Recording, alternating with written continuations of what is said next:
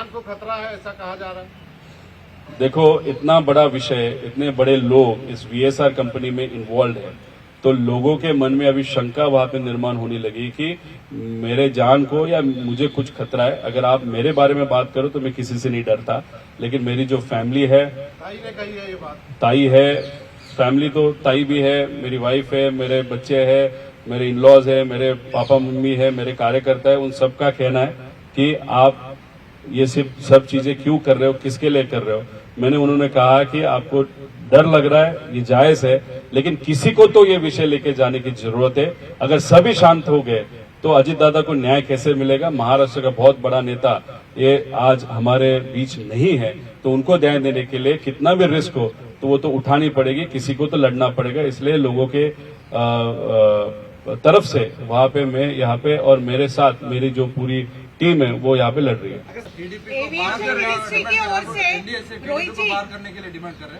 नहीं, ये मैं नहीं कह सकता, लेकिन मंत्री को तो निकाल दो, क्योंकि एक तो मंत्री वहां पे है और मंत्री का जो नेता है उसके डायरेक्ट वीएसआर के साथ अगर रिलेशनशिप है और उनके पास इन्वेस्टिगेशन रहेगा तो वो हमको न्याय नहीं होगा।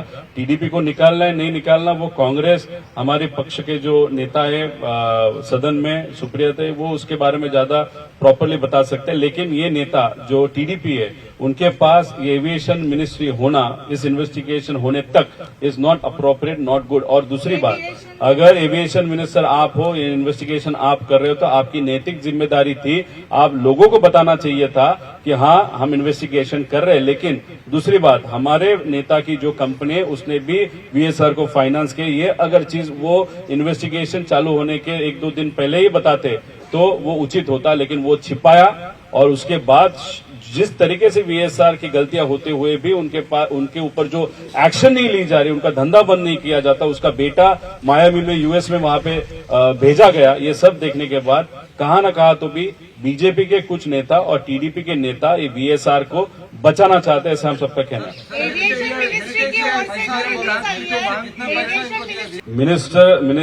एविएशन मिनिस्टर मिसलीड कर रहे हैं तो मैंने प्रूफ के साथ वहां पे बताया। अरे वही तो बता रहा हूँ, यहाँ पे मैं तो आपको सिर्फ इन्फॉर्मेशन देते जा रहा हूँ, मैं यहाँ पे दे रहा हूँ और आप छुपा रहे हो। अभी एविएशन मिनिस्ट्री के माध्यम से जो बताया गया कि रोहित पवार मिसलीड कर रहा है, तो एविएशन मिनिस्ट्री ने भी मिसलीड किया ना। उनके नेता का फाइनेंशियल रिलेशनशिप वीएसआर कंपनी के साथ है, जिस वीएसआर कंपनी का प्लेन लेके वो जो एक्सीडेंट या कॉन्फ्रेंसिंग के माध्यम से हमारा नेता वहां पे अनफॉर्चुनेटली हमारे साथ नहीं रहा। तो मैं जो दे रहा हूं वो जो छुपा रहे, मैं दे रहा हूं वो मदद कर रहा हूं, वो जो छुपा रहे वो वीएसआर को मदद कर रहे हैं, ऐसा हम सबका कहना है। सर, हेरिटेज से कितना पैसा वीएसआर कंपनी का आपने? अभी ये जो अग्रीमेंट है उस अग्रीमेंट में शायद 15 से 23 करोड़ का विषय है, लेकिन वहां पे रुकता है ऐसे नहीं। कोई इंडस्ट्री मिनिस्टर है या कोई बिजनेसमैन भी है लोकल वहां पे राज्य का, उसका भी और वीएसआर का भी अलग तरीके से रिलेशनशिप है। लेगेसी 600 ये जो प्लेन है वो प्लेन एक कोई इंडस्ट्रियलिस्ट है, बहुत टीडीपी के नेता जो चंद्रबाबू नायडू साहब है उनके पास वाला नेता, वो बिजनेसमैन है, उसके पास वो उसका मैं बाद में आपको बताता हूँ। तो उसका छोटा पोर्ट भी है शायद आंध्रा में से हम सबको पता चला है। अभी वो है, उसके पास एक इंडिया का सबसे लेटेस्ट लेगेसी 650 अभी इंडिया में आने वाला है, जो दुबई में अभी वहां पे रखा है, तो वो भी टीडीपी से रिलेटेड है, ऐसे आप सबको पता चल रहा है। अगर आप इतना बड़ा पैसा, अगर आप दोस्त का पैसा लो, आपके फाइनेंस कंपनी का पैसा लो और आपका अलग तरीके से फंडिंग कैसे क्या मालूम नहीं, उस सब का देखा तो 200 करोड़ के आगे ये विषय जा सकता है। नारियल फोड़ने वाला नेता एग्जैक्टली कौन था मुंबई? देखो, मैंने जो संदेश देना है वो दे दिया। मेरा कहना इतना ही है कि आप बहुत पावरफुल हो और आपका नेता भी बहुत पावरफुल है महाराष्ट्र में, और दादा के साथ आप सबने काम किया है कि इसलिए मैं सिर्फ उनको विनती करना चाहता हूँ, ये जो ट्रोलिंग चल रहा है वो इन्वेस्टिगेशन को या विषय को अलग लेवल तक वहां पे लेके जा रहे हैं। वो ट्रोलर को पैसा कौन देता है वो भी मुझे वहां पे मालूम है। इसलिए ये सब ट्रोलर्स को जो सपोर्ट किया जा रहा है कि ये जो प्रेस कॉन्फ्रेंस है उसको नेगेटिव करने के लिए, उससे थोड़ा शक फिर लोकल बीजेपी की तरफ भी हमारा जा सकता है। लेकिन हमारा कहना है कि ये जो भी रिलेशन है कैसे भी फंडिंग किया होगा, कैसे भी प्लेन लाया होगा, उससे कुछ लेना देना हमको नहीं है, लेकिन सिर्फ आपका वीएसआर के साथ रिलेशनशिप है। इसलिए ये इन्वेस्टिगेशन में अगर आप इंटरफेरेंस कर रहे हो या करना चाहते हो या करोगे, वो चीज अच्छी नहीं रहेगी। पवार ने भी एक पोस्ट लिखी थी, उसके बाद आपकी कुछ बात हो गई क्या? पार्थ पवार हो या जय? नहीं, जय पवार के साथ बात हुई थी। उनका कहना है कि आपने जो प्रेजेंटेशन किया उसमें सब कुछ देखने के बाद जो हमारे मन में डाउट है वही आप वहां पे बोल रहे हो। उस तरीके की बात जब प्रेजेंटेशन महाराष्ट्र में मुंबई में हुआ था उसके शाम को जय के साथ वहां पे हुई थी, पार्थ के साथ भी हुई थी। ये भी विषय था और दूसरा भी एक नॉन पॉलिटिकल विषय उनके साथ था। कहीं ना कहीं अब एक दूसरी बात जो यहाँ पे पता चला, जुबली हिल्स नाम का जो एरिया है जहाँ पे चंद्रबाबू नायडू साहब वहाँ पे रहते हैं, वहाँ पे हमको जो पता चला है कि वहाँ पे वीके सिंह जो है वीएसआर के मालिक, उन्होंने कोई प्लॉट खरीदा है। उसके बारे में थोड़ी इन्फॉर्मेशन और निकालनी पड़ेगी। इतना रिश्ता गहरा है तो ये रिश्ता क्या कहलाता है, असा प्रश्न आम्हाला त्या ठिकाणी आता पडायला लागलेला। ये प्रश्न हम सबको अभी वहाँ पे मन में आ रहा है। उसी के साथ अगर आप देखो तो और एक वहाँ पे एक कोई बैंक है जो हेरिटेज फाइनेंस करके उनकी जो एनबीएफसी है उसी के एरिया में वो बैंक है और उस बैंक ने भी अब वीएसआर को वहां पे फंडिंग किया है। मतलब एरिया सेम है और वो बैंक ने भी अलग फंडिंग वहां पे किया, तो किसके कहने पे वो फंडिंग किया, ये भी प्रश्न वहां पे निर्माण होता है। सुनो सी, ये जो भी प्लेन इंडिया में लाना होता है उस प्लेन के अंदर जो भी इक्विपमेंट इस्तेमाल किए होते हैं उसकी एक प्री अप्रूव्ड लिस्ट होती है। अभी प्री अप्रूव्ड लिस्ट में अगर आप देखो तो जो लेयर जेट नाम का प्लेन है जो डिबार हो गया, मतलब वो बनना भी बंद हो गया। उसका लेटेस्ट मॉडल था लेयर जेट 75, हम बात कर रहे हैं 45 की। लेयर जेट 75 भी आउट ऑफ प्रोडक्शन हो गया इन 2020। अभी ये प्लेन बना था फॉर आर्मी, फॉर एयरफोर्स, लेकिन वहां पे वो चला नहीं, इसलिए थोड़ा बहुत चेंज करके बहुत फास्ट प्लेन है। तो उसमें जो इक्विपमेंट इस्तेमाल किए वो इंडिया में डीजीसीए की लिस्ट में वो रजिस्टर्ड नहीं है। तो अगर प्लेन वहां पे लाना है तो प्लेन का बॉडी, इंजन, उसी के साथ इक्विपमेंट्स, उसका अप्रूवल होना भी बहुत इंपॉर्टेंट होता है। जो लेयर जेट में इंस्ट्रूमेंट्स इस्तेमाल किए हैं वो हमारी डीजीसीए अप्रूव नहीं करती, उसकी लिस्ट में वो नहीं है। फिर भी हमारा कहना ये 6 लेयर जेट जो वीएसआर के पास है वो अगर एसटीसी यादी में है ही नहीं, वो जो चीजें हैं, फिर भी वो रजिस्टर कैसे हुए, ऐसे हम सबका कहना है। उसमें एफडीआर और सीवीआर, ये जो दो है, एक तो सीवीआर 30 मिनट का कैपेसिटी है लेयर जेट के अंदर, इंडिया में बेसिक रिक्वायरमेंट है 2 घंटे की, फिर भी वो अप्रूव हुआ। और जो एफडीआर है वो उस कंपनी का अप्रूव नहीं है इंडिया में, फिर भी लेयर जेट के अंदर वो कंपनी का एफडीआर होते हुए भी वो अप्रूव हुआ।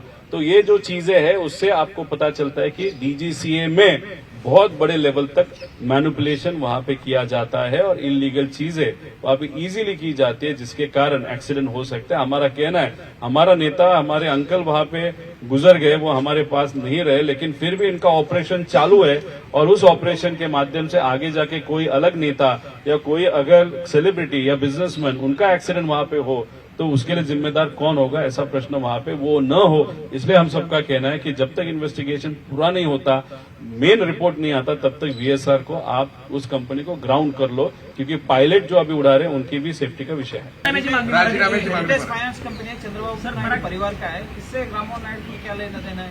वो फंडिंग कर रहे बोल के आप बता रहे हैं। ये जो एविएशन मिनिस्टर है वो क्या खुद एविएशन मिनिस्टर बना है?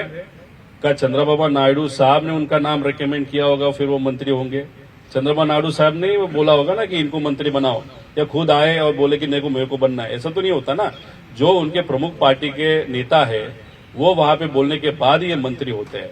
अभी प्रमुख नेता का फैमिली ही अगर वीएसआर के साथ बिजनेस कर रहा है, फंडिंग कर रहा है, तो डेफिनेटली मांग यही होगी ना कि वहां पे ये जो वीएसआर, ये जो मंत्री है, एक तो उन्होंने रेजिग्नेशन लेना चाहिए और अलग तरीके से इन्वेस्टिगेशन लेके अगर टीडीपी उनके वीएसआर के क्या रिलेशन है वो सीबीआई के माध्यम से यहाँ पे मांगनी होनी चाहिए। जो भी दूसरा पार्टी होगा आंध्रा से, उन्होंने अगर ये रिक्वेस्ट वहां पे की कि इसमें सखोल इंफॉर्मेशन आनी चाहिए, क्योंकि एक समझ लो आप, जो दूसरी पार्टी है उनके जो प्रमुख है उनके पिताजी के साथ भी एक एक्सीडेंट के माध्यम से जो हुआ है हम सब जानते हैं। तो उस विषय के बारे में वो डेफिनेटली भावनिक है। ये नेता या वो नेता, कोई भी नेता अगर एक्सीडेंट के माध्यम से वहां पे गुजर जाता है तो एक नैतिक जिम्मेदारी हर एक पक्ष की होती है, वो सत्ता में हो या ना हो, कि ये पारदर्शक पद्धति का इन्वेस्टिगेशन वहां पे होना चाहिए। वो मांगनी सब पक्ष जब करेंगे तब एक बड़ा प्रेशर इस सरकार के ऊपर आ सकता है, ऐसे लगता है। सर आप सीधा उसी कंपनी के ऊपर कार्रवाई हो सकते हैं ना, हेरिटेज से पैसा है बोल रहे हैं अपने। पहला तो ये जो व्यक्ति है जो इन्वेस्टिगेशन हैंडल कर रहा है वो पहला रेजिग्नेशन वहां पे देना चाहिए, उसके बारे में क्या होता है देखेंगे। फिर अगर नहीं हुआ तो बहुत बड़ी इन्फॉर्मेशन हमको निकालनी पड़ेगी, जिसके कारण ये जो कंपनी, देखो कंपनी ने किसको फंडिंग किया उसको लेना देना नहीं है, वो किसी को भी कर सकता है।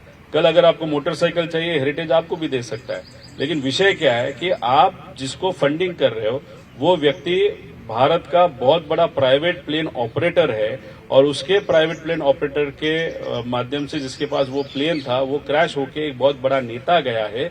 अभी उस प्राइवेट ऑपरेटर पे जब इन्वेस्टिगेशन की बात आएगी, वो इन्वेस्टिगेशन जो हम क्लीनली और पारदर्शक पद्धति से वो चाहते हैं वो करने के हम जब सोचते हैं, तब जिन्होंने उनको फंडिंग किया वही उन्हीं का पार्टी का नेता अगर वहां पे बैठा होगा तो वो ट्रांसपेरेंटली वो इन्वेस्टिगेशन कैसे होगा, ऐसे हमारा सब है। तो फंडिंग किसको किया उस पर हमारा ऑब्जेक्शन नहीं है, लेकिन फंडिंग नेता के फैमिली ने जिस कंपनी को किया उस कंपनी की गलती किया, वो गलती वो जो टीडीपी नेता है उसका जो एविएशन मिनिस्टर दिल्ली में बैठा है वो इन्वेस्टिगेशन खराब कर सकता है या नॉन ट्रांसपेरेंट बेसिस पे कर सकता है, इसलिए ऑब्जेक्शन हमारा इस मिनिस्टर पे है। आता मराठी में मगाशी मी आपल्या सर्वांना इथं दाखवलं की भारताचे जे एव्हिएशन मिनिस्टर आहेत ते ज्या पक्षाचे आहेत टीडीपी, त्या पक्षाचे जे प्रमुख आहेत चंद्रबाबू नायडू, त्यांच्या घरातले जे फॅमिली मेंबर्स आहेत त्यांची एक फायनान्सची कंपनी आहे। त्या फायनान्सच्या कंपनीली या व्हीएसआर कंपनीला म्हणजे जी दादांचं विमान, अजितदादांचं काकांचं जे विमान होतं ते ज्या कंपनीली मॅनेज केलं होतं व्हीएसआर, त्या कंपनीमध्ये फंडिंग, फायनान्शियल फंडिंग हे चंद्रबाबू नायडू साहेबांच्या फॅमिलीच्या एका फायनान्सच्या बँकनी त्याने एनबीएफसीने त्या ठिकाणी केलं। आता मग तुमच्याच घरचे लोक जर व्हीएसआरला पैसे लावत असतील, रोहित सिंगच्या लग्नामध्ये जर तुम्ही तिथं जात असाल, रोहित सिंग म्हणजे हा व्हीएसआरचा डायरेक्टर आहे, मग अशा पद्धतीने तुमचे फायनान्शियल लिंक्स असतील, तसंच टीडीपीच्या जवळ असणारा एक बिझनेसमन त्याचं सुद्धा एक विमान व्हीएसआर कडे असं आम्हाला कळतं। आणि भारतातलं सगळ्यात लेटेस्ट लेगेसी 650 हे सुद्धा दुबईला व्हीएसआर कडे ठेवलं, त्याची लिंक टीडीपी कडे त्या ठिकाणी आहे।